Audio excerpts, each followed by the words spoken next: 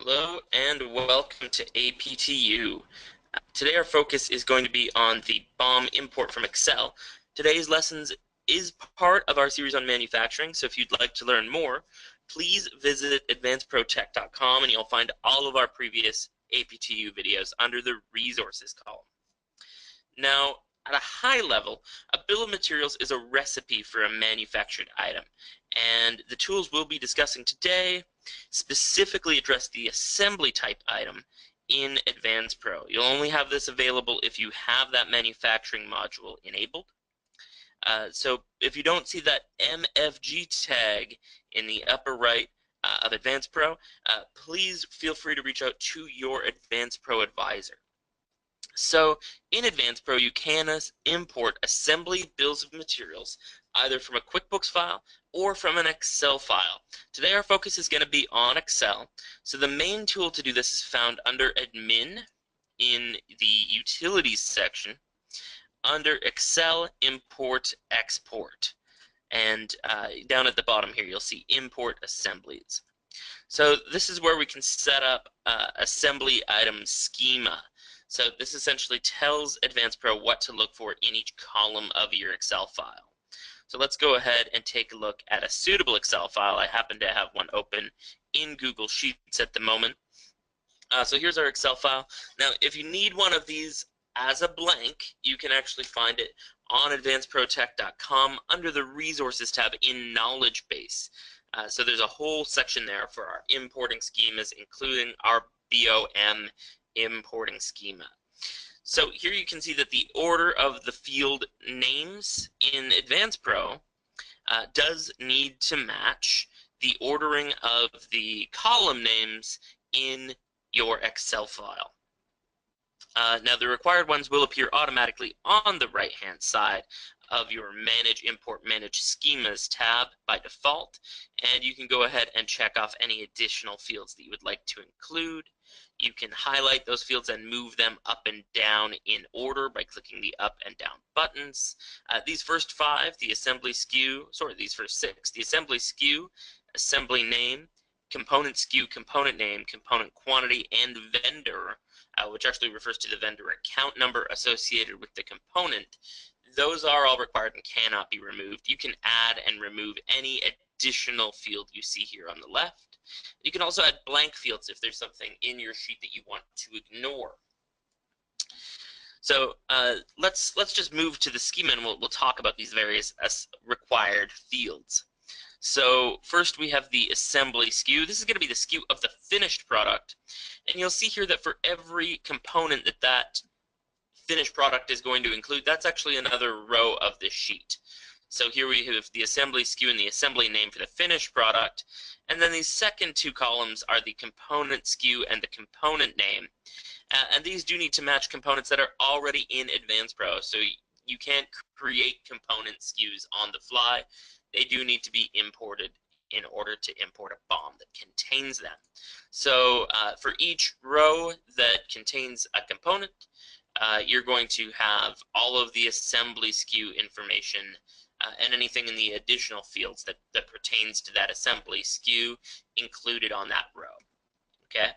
Then the ones that change from row to row will be the component SKU, the component name, which should match that SKU, and the quantity and vendor associated with that SKU. So our vendor is the vendor account number being used, and the quantity is how many units of that component we're going to use.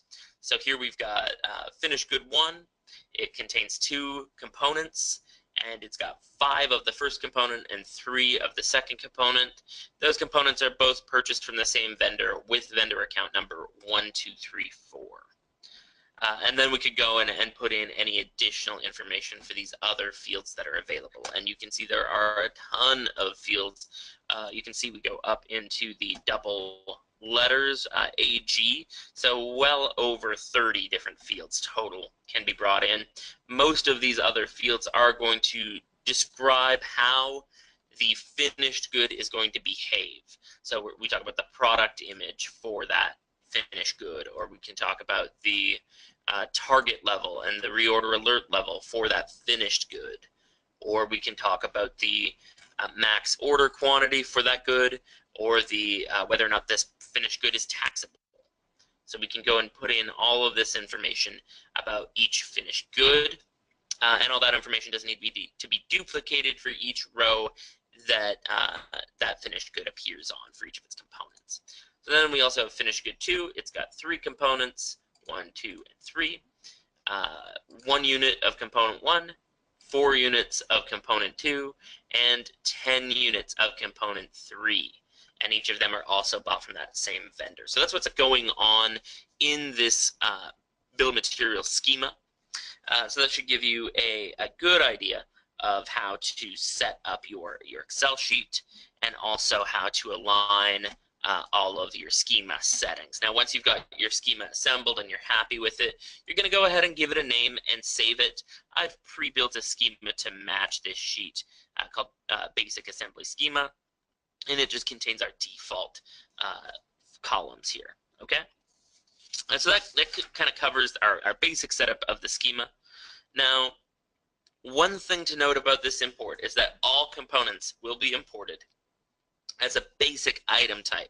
So if you take a look at our assembly item setup video on APTU, you can have variables or add-on products. Those cannot be imported from Excel. Those need to be entered directly into AdvancePro. Also, AdvancePro does allow you to use assembly items as a component in other assembly items. So we could actually have finished good 2 as a component in finished good 1, or vice versa. However, to do that, you can't import them on the same assembly sheet. You would get the main unassembled components in on a product import, or enter directly in AdvancePro. Then you could either enter in AdvancePro or import the first level, so the items that just contain other purchased items.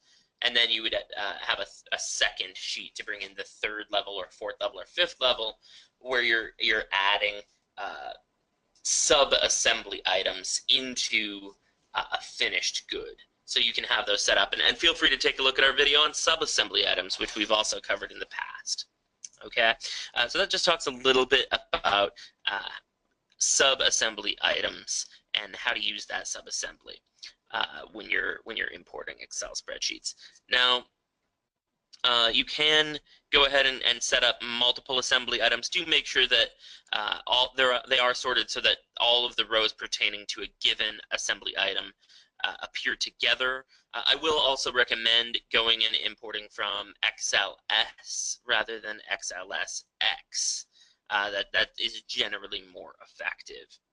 Now, you can also use these spreadsheets to update your existing bills of materials. So you can go ahead and if you have to add an item to a bill of materials or adjust a quantity in the future, you can do that. The component quantity can be as low as 4 decimal points of a unit. So you can go right in and have very fine-tuned recipes if you need to. And the headers need to match the headers that as they appear in AdvancePro. And each of these fields, A through F as shown here, must be completely filled in for a successful import to occur. Okay. Now, fortunately, this schema that we've created here in AdvancePro, this is saved. So you'll only ever need to do this once if you're regularly bringing in bills of material on a regular basis. This only is set up the first time, and then you'll come right into ready to import. You'll choose your schema, and you'll browse for the file, and then you'll just go ahead and click import, and you will get a report as to how that came in and if it was successful. So and this is all found just as a reminder under admin in utilities. So we're here in admin at the top, utilities, Excel import export, and down at the bottom, import assemblies. And then you would go to ready to import to go and choose your file. So that's going to bring it in. I happen to have already brought in these particular items. So let's just go ahead and take a look. We'll go to products and we'll filter down by our assembly items. This does have a number of assembly items already entered, but among them are our finished good 1 and our finished good 2. So we can go into either one and we can take a look at the BOM info and see that that's already filled out for us. So this allows us to view our products, and now we can go right through that process of importing bills of materials into AdvancePro. This does conclude our basic discussion today.